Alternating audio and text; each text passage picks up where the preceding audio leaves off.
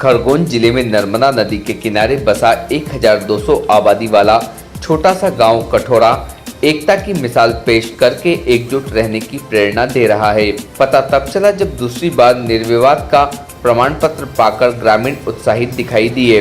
दरअसल कसावत के समीप नर्मदा किनारे बसे गांव कठोरा में आजादी के बाद से किसी भी व्यक्ति पर आपराधिक केस दर्ज नहीं है। आपको बता दें कि कठोरा गांव में कृषक और मजदूर लोग निवास करते हैं, जहां महिलाओं की समस्या की महिला और पुरुषों की समस्याओं को पुरुष गांव चौपाल लगाकर सुलझाते चले आ रहे हैं।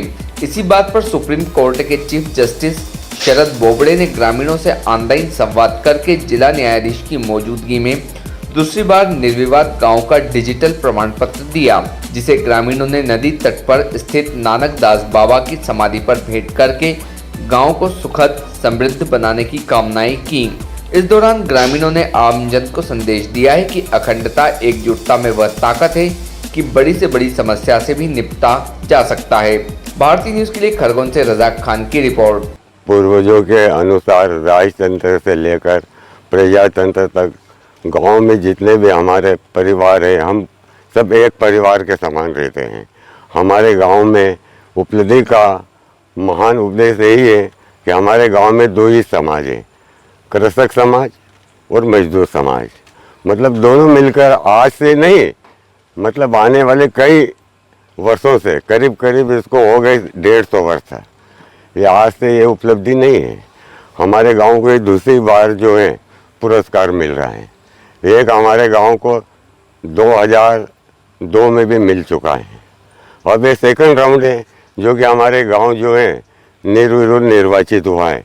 यहाँ पे किसी प्रकार का भी भेदभाव नहीं है। अच्छा, आपके गांव में जब कुछ झगड़ा वगैरह होता है तो उसके मतलब किस प्रकार से निपटारा किया जाता है? वो गांव में छोटे मोटे झगड़े वगैरह तो होते ही रहते हैं, मगर हमारे गांव में चौपाल पे बैठ के बड़े बुजुर्ग सबका सम्मान करते हैं और एक दूसरे की बातों को जो है वो भी मानते हैं और हम भी जो है उनकी बातों से अलग नहीं जाते और इस प्रकार से दोनों में समावेश होके दोनों संतुष्ट हो जाते हैं और ये जो है थाना तक ये बातें नहीं जाती। तो जी कि तो इस गांव पे असीम कृपा बनी हुई है और उनका जीवन चरित्र और कब उन्होंने समाधि ली ये तो हमें आज तक नहीं मालूम है, पर वैसे बुजुर्ग बताते आ रहे हैं कि करीब उनको 500 वर्ष के करीब हो चुके हैं। उन्होंने इस माँ नर्मदा की परिक्रमा करी और परिक्रमा करने के बाद में ग्राम कठोरा में आए और उन्होंने यहाँ पर जीवित समाधि ली।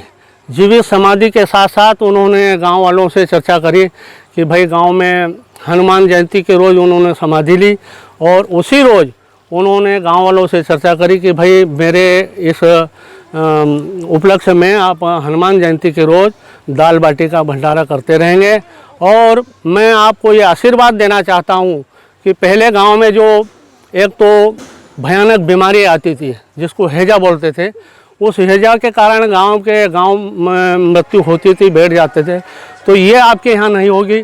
दूसरी बात, गांव में अगर पहले धाड़े चलते थे, पूरे गांव के गांव डाकू जिनको बोलते थे, वो गांव के गांव लूट लेते, तो वो तुम्हारे गांव में नहीं होगा।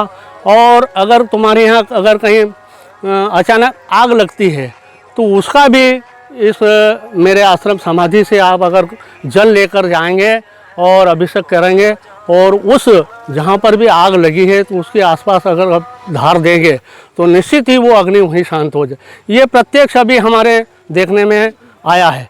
अभी जो कोरोना महामारी की जो इतने देश में और प्रदेश में चली महामारी, उसके लिए भी हमें सभी गांव वालों ने एक चौपाल बिठाई और चौपाल के माध्यम से बाबा का हम लोगों ने अभिषेक किया और अभिषेक करने के पश्चात पूरे गांव वाले मिलके पूरे काकड़ में हम लोगों ने उसकी धार दी, तो निश्चित ही उसका परिणाम हमें मिला और आज तारीख तक हमारे गांव में ऐसी कोई भी घटना नहीं घटी और सभी हम गाँव वासी सुख से।